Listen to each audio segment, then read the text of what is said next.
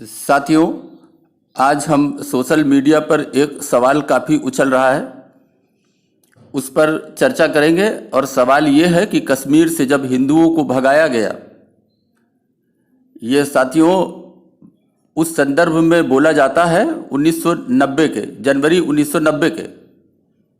तो सवाल ये उछल रहा है कि कश्मीर से जब हिंदुओं को भगाया गया, उस समय केंद्र में भाजपा समर्थित बीपी सिंह की सरकार थी, फिर भाजपा के लोगों को उसके लिए जिम्मेदार क्यों न समझा जाए। साथियों, इसको हम तथ्यों के आंकड़े से देखेंगे। पहले हम इसको लेते हैं 1984 से 1989 तक।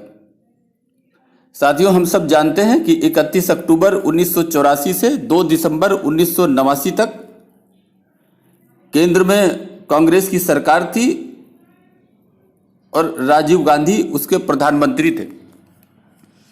साथियों, ये सरकार बहुमत की सरकार थी, इसे पूर्ण बहुमत प्राप्त था, काफी मजबूत सरकार थी। साथियों, बात हम करते हैं 1986 की, कश्मीर दंगे की।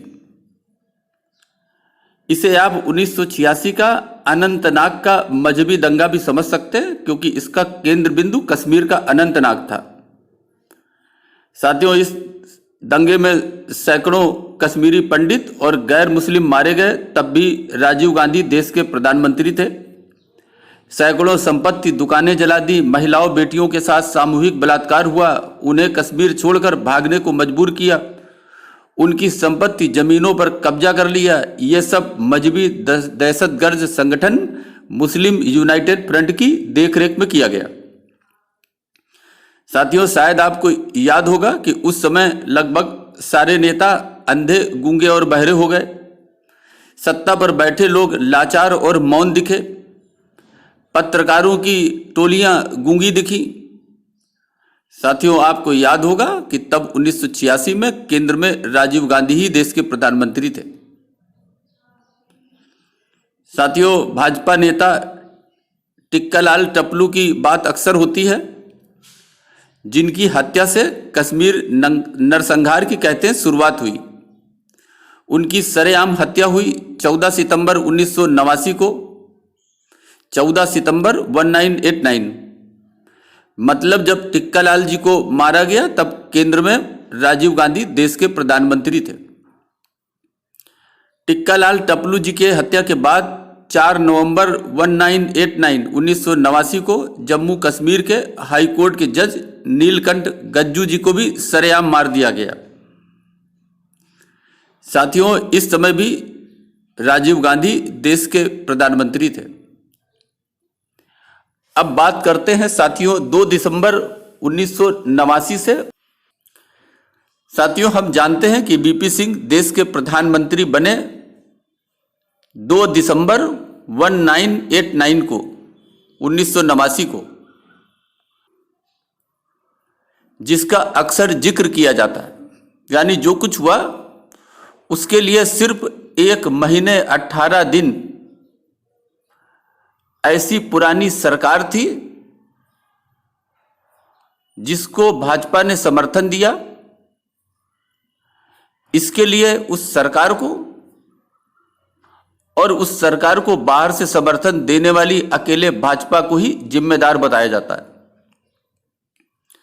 साथियों, जो 5 साल तक पूर्ण बहुमत से राज करके चले गए, जिनके कार्यकाल में ये सारा खेल बेखौफ होकर चलता रहा 1986 से लेकर 1989 तक, उन्हें बिल्कुल पाक साफ और निष्पाप कहा जाता है। पूर्ण बहुमत लेकर सत्ता में बैठे राजीव गांधी ने इन हत्याओं पर क्या किया, यह भी सवाल है। वोट तो साथियों कांग्रेस को हिंदुओं से भी मिलते थे और आज भी मिलते हैं। फिर ये कश्मीर के सवाल पर गैर मुस्लिमों के मामले में इतने पाप मुक्त क्यों हैं, यह भी एक सवाल है।